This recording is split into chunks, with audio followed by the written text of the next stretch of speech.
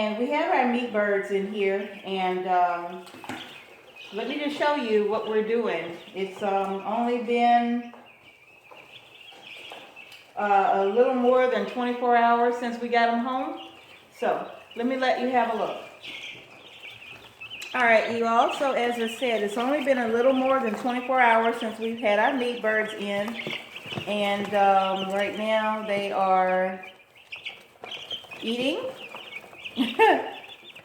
And I filled up their waterer, and I put just a little bit of apple cider vinegar in their water, just to make sure I'm keeping them healthy until we can get them outside. So now, like I said, it's only been a little more than 24 hours, and I came in this morning and we already have one bird that has not survived. So I'm really not sure why, but like I said, yeah. So I'm gonna take him out. Not sure what happened. He was just actually laying here under the heat light, and yeah. And when I came in here and I opened it up to give them more water and feed, I noticed that all of the other chicks jumped right up and they came right on over and started eating and drinking, and he just stayed there. So when I touched him, I realized that he was not alive. So I'm going to go ahead and get him out, and you know, that's one in 24 hours. So here is the others. They're all doing well.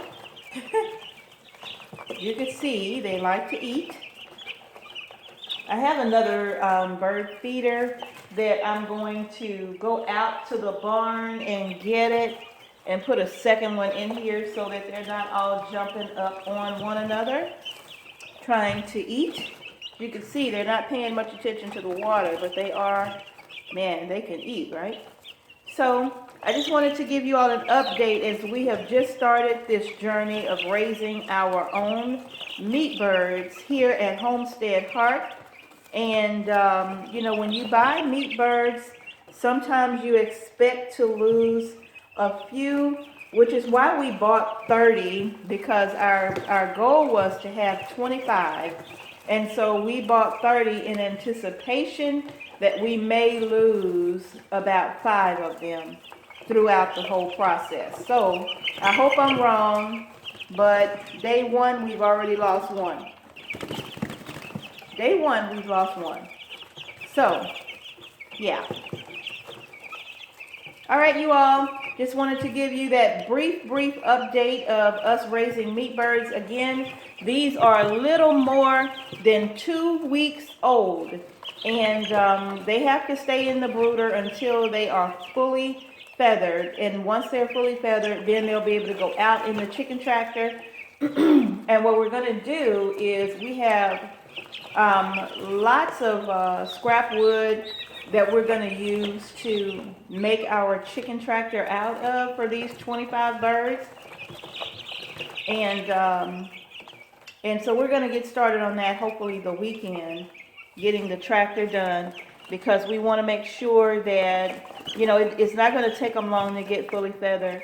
So we want to make sure that, yeah, I think at about 3 to 4 weeks, I believe I read, 3 to 4 weeks, they're ready to go out, because they do have all of their feathers and they grow really fast. So today is Monday,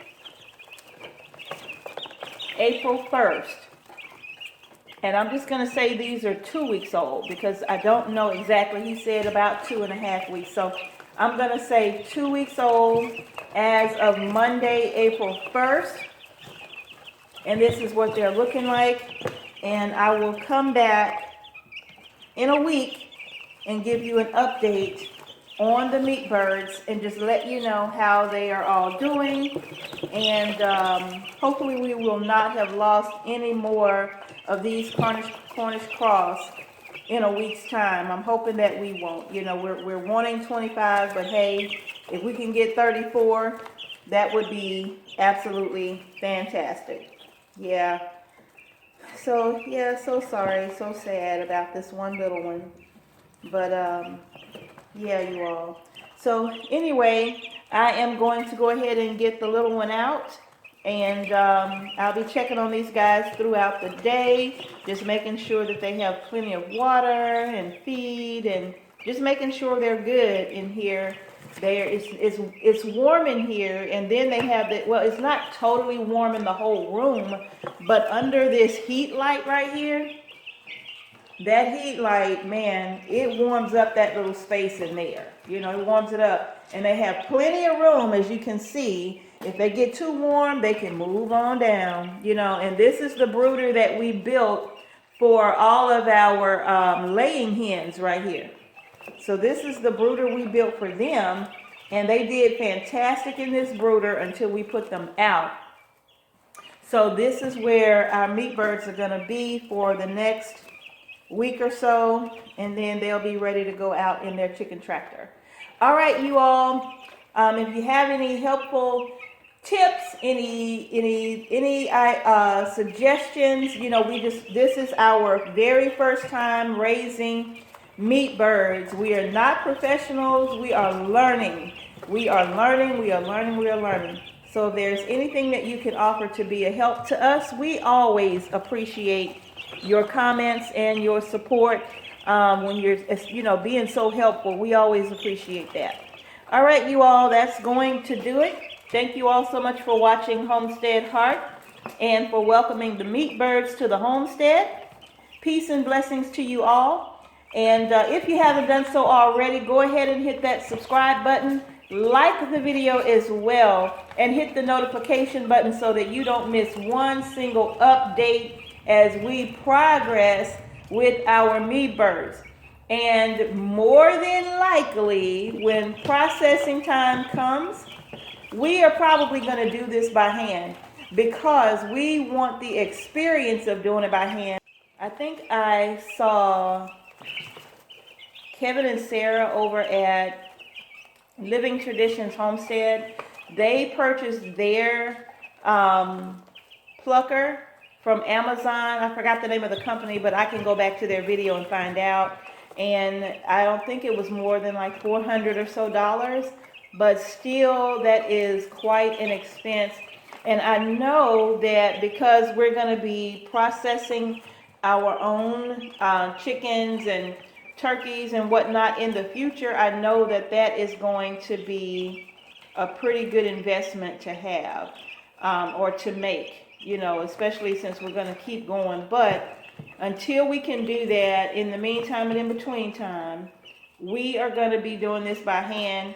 And maybe, you know, maybe for a first time experience, that is a good thing, so that at least we will know how to properly do it.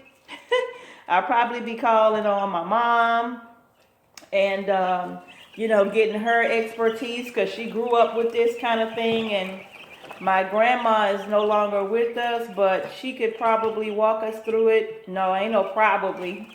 She could walk us through it step by step, you know, from beginning to end, you know. But, yeah.